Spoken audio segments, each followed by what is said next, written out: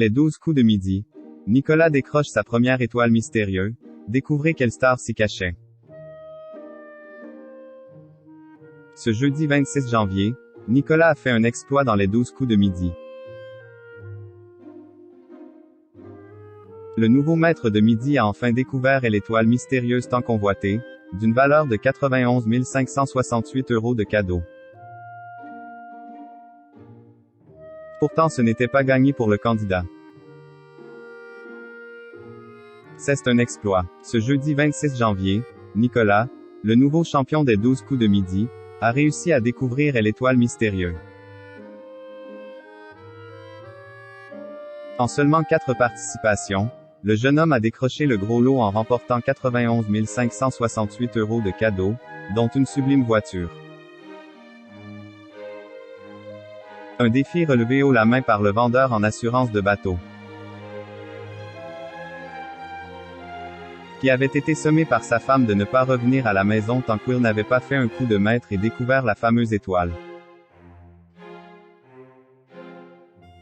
Alors que les noms d'Isaac Newton, Thomas Pesquet ou encore Jean Renaud avaient été proposés, le nouveau maître de midi a opté sans trop de conviction pour l'actrice Millie Bobby Brown.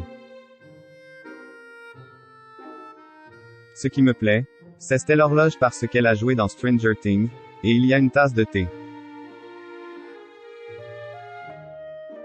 Je sais qu'elle est anglaise, a-t-il expliqué à Jean-Luc Reichmann.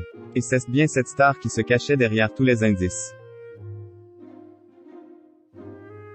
Nicolas démasque la star derrière l'étoile mystérieuse. Si la montre faisait référence au rôle de Millie Bobby Brown dans la série Once Upon a Time in Wonderland, les casseroles, elle, était un clin d'œil à sa participation à l'émission Hell's Kitchen avec Gordon Ramsay en 2016.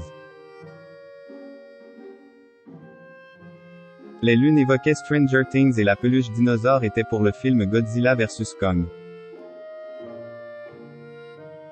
Concernant la tasse de thé, elle faisait référence à son personnage d'Enola Holmes, en 2020. La côte de Marbella, en Espagne, donnait une indication sur son lieu de naissance. Autant d'éléments qui n'avaient pas forcément tapé dans l'œil du candidat, lequel a toutefois eu le droit à un miracle. Il s'est passé un fait marrant juste avant qu'elle ne se rallume, a-t-il confié à Télé Loisirs. Au moment où je fais ma proposition, je vois quelqu'un de la production déverrouiller la voiture. Le véhicule fait un appel de phare et klaxonne. J'ai compris ce qu'il se passe, mais je ne veux pas y croire. J'étais venu pour me marrer à la base et je me retrouve avec la grosse vitrine que tout le monde convoitait. Un sacré coup de chance.